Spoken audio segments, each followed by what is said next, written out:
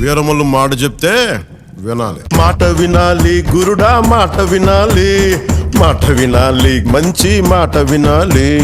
ఉత్తది కాదు మాట తత్తరపడక, చిత్తములో నా చిన్న ఒద్దికుండాలి.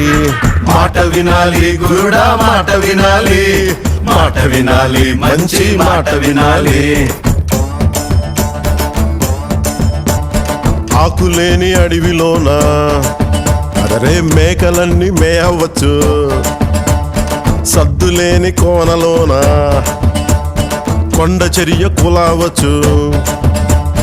మాట దాటిపోతే మర్మము తెలియకపోతే, మాట దాటిపోతే మర్మము తెలియకపోతే, పొగరుబోతు తగురుపోయి కొండను తాకినట్టు.